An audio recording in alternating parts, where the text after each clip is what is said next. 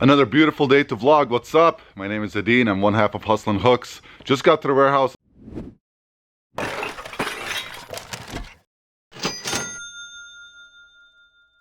We made a lot of progress yesterday. I'm glad Melinda was here so she can sort. I do have a cart full that's ready to be processed. We did pull another 50 of the oldest items from our current inventory. We're going to reprocess those and make sure there's still items that are in demand and worth listing. And if you missed it in the last video, we did get approved to sell on Whatnot. So we're kind of learning the ropes from Chris at Flip the World Texas and asking a bunch of other people. If you have any Whatnot experience, please share it in the comments below. Did your first show go really well, really bad?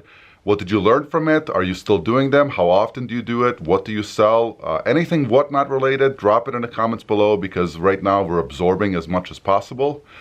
I think I put character name Hassan, character with American dream to sell clothes, how you say, on the internet, on Whatnot, for how you say, every show I only do character Hassan on Whatnot, and maybe that's fun. Maybe wear like my cousin Borat, big swimsuit with only cover nipple and khram. Maybe not good idea for how you say Whatnot make me banned like I banned from country. You might see that character every single Whatnot show. I'm not sure yet, but I'm probably gonna do that. Like a wife beater with possibly cigarettes, some sujuk and rakia on the side during the whole show.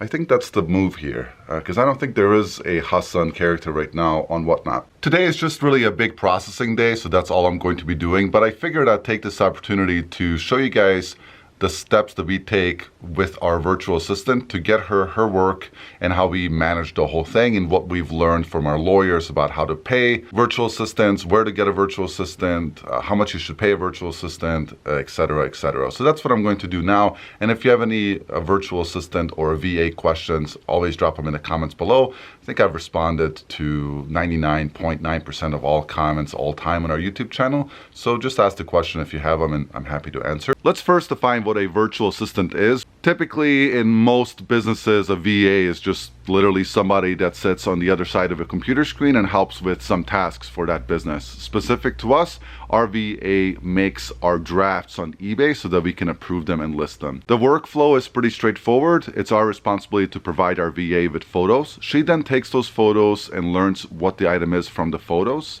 She creates a brand new draft in eBay, uploads the photos, creates the titles, puts in the item specifics, and then selects the policies, return policies, shipping policies, etc. that we tell her to.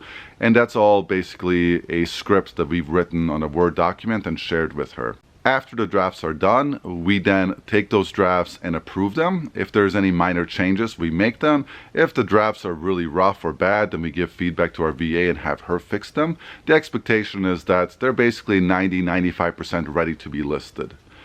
We decide the price, she does everything else. We use Dropbox to communicate with our VA or to get her the photos. Dropbox is a free service. We're not associated with them at all. We've been using them for, I've been using Dropbox since like high school, so they've been around for a long time.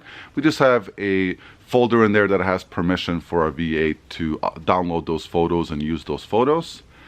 And then speaking of permission in eBay, and I'll go over to the computer and show you guys where this is.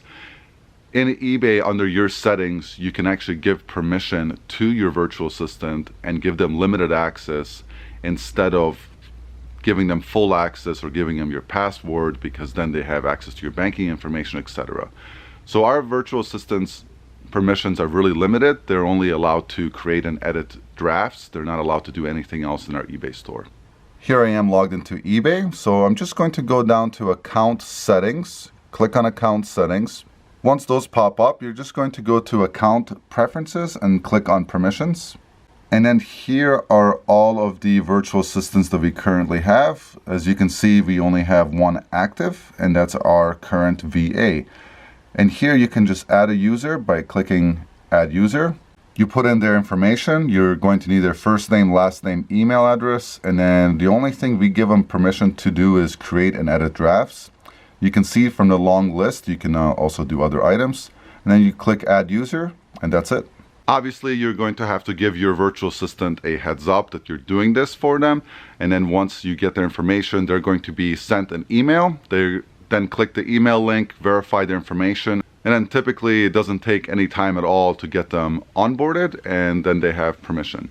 With Dropbox, it's very similar. In Dropbox settings, you can give permissions to certain folders. So what we do is we have a specific folder for our virtual assistant. She has permission to go in there and download those photos, and that's pretty much it. Where do you get a virtual assistant? Well, because we have a social media following, it was pretty easy for us to acquire VAs. If you find your own virtual assistant, obviously you're cutting out the middleman. There are plenty of services out there to find yourself a VA. You can go to websites like Fiverr.com or Upwork.com and find VAs that way. You can Google it. There's plenty of companies that have virtual assistants out. But remember, when you do that, you're going to have to go through a third party, and that third party isn't cheap. They're going to be taxing you because you're using them as a service.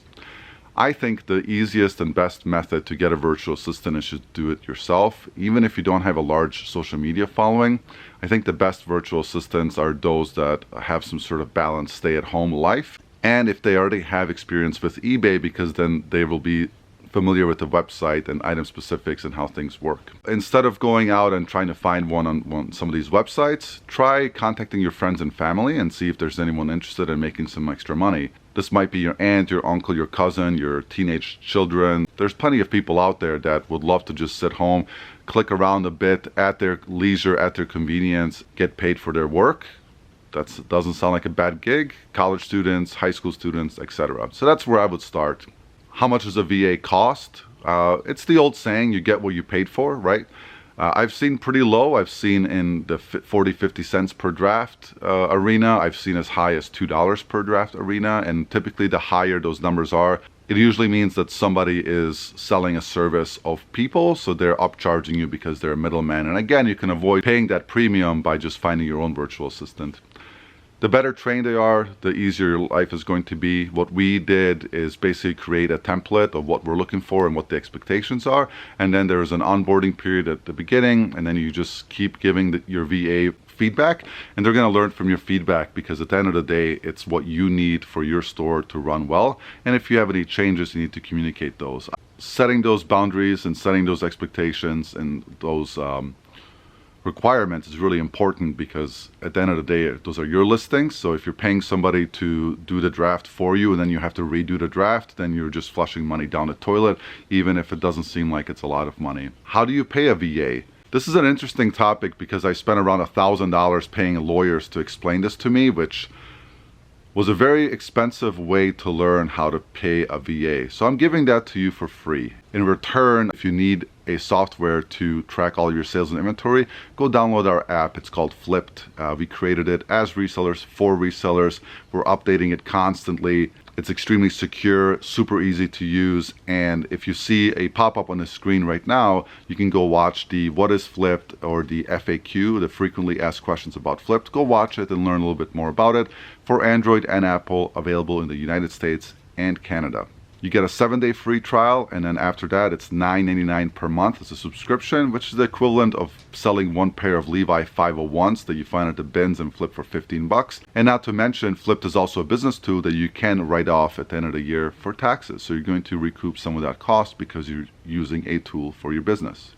Virtual assistants are contractors by definition, even though some of the laws nationally haven't really caught up to the whole flight of people that have left the workplace and are working from home. Your virtual assistant works on their time. You can't train them technically, and they have to almost do freelance work for you. So they have to have the knowledge technically. You can't train them technically. You can't set their hours technically. And when you pay them, you don't withhold any taxes. Again, I paid a lot of money for those answers and definitions. I'm sharing it here with you for free. I want to help out. Don't quote me on this stuff. If you want to know for sure, then go hire your own lawyers and have them walk through it. You pay them without withholding taxes. At the end of the year, you're going to issue a 1099. You can work with your CPA, your tax professionals, to figure all that out. It's pretty straightforward at the end of the day. And then What we do is we pay once a week. You can choose to pay once a day, once a week, once every month, whatever you guys decide on. I'm going to go ahead and process the first batch of 20. Once I'm done with that, I'll upload those into Dropbox and I'll show you what that looks like. Once I transfer the photos, I just delete them all off the phone. That way I'm not bogging up any memory. And then here I am inside of Dropbox, so dropbox.com. Here's our VAs folder. And then here are all the completed ones I'm going to delete. But right now, I'm just going to drop that folder in. So just drag and drop. It's actually quite easy. The internet connection here is pretty slow, so it takes about 20 minutes or so. I send her a text message and say, hey, the first X amount are ready, thanks, and that's it. She works on them at her leisure, at her time, and then we go from there. Let's talk about some of the pros and cons about having a VA and kind of debate if it's worth it for your business. If you are like a super controlling person and everything has to be exactly the way you want it, then hiring a virtual assistant is just not for you. You're gonna have to have some slack, just like with anyone that works with you. Any contractor that you have working for you is going to make small mistakes and they're going to do things slightly different. Make sure your expectations are set, but also understand that it's not always going to be exactly the way you want it. Typically, the business owner is going to do the best job they can. So make sure that the standard you're giving to them is right above where you are or right above where you need to be, but understand that anyone else that's working for your business is not typically going to put in the exact amount of energy and effort that the owner will. So those are kind of the two cons. The other one obviously is that it costs money, so a certain percentage of your net has to go towards that service, so it's an expense. Some of the pros is that it speeds up listing time. It reduces the amount of work for you, especially if you're not really the type that enjoys doing drafts and listings, then it could be a really good benefit where you're paying a bit of money for the service, but you don't have to do that portion of the work, so it reduces your workload. That's kind of the pros, right? That's basically it. It just reduces your workload. When should you have a VA? Not at the beginning. I think you should be pretty damn good at listing and drafting and making sure that you know what needs to happen and how it works before you hire someone else on. So probably not right away as you're a new seller. But if you're looking to get to the point of doing 50, 60, 75 a day, it might be a good idea to get someone else on board that can help you do that work so that you can do the processing and sourcing work and kind of deviate away from every single task required to make money on eBay. Overall, I think having a VA definitely helps us because it helps us get listings up faster. Reviews typically for us now only take about 15 to 30 seconds. We just have to verify some things pretty quickly. If you're working with someone that's brand new, remember you're going to have to teach them and they're going to be a reflection of your teachings. If you're a bad teacher, you're going to have bad results. If you're a great teacher, you'll have great results. I hope this video is helpful for you guys that wonder about how the process works. What a virtual assistant is, if it's time for you to get one. Leave a comment below if you have any questions and I'll do my best to answer it. I'm going to get back to work. I appreciate you guys as always for watching. Subscribe to the channel if you haven't already for more tips like this, and we'll talk to you later. Take care.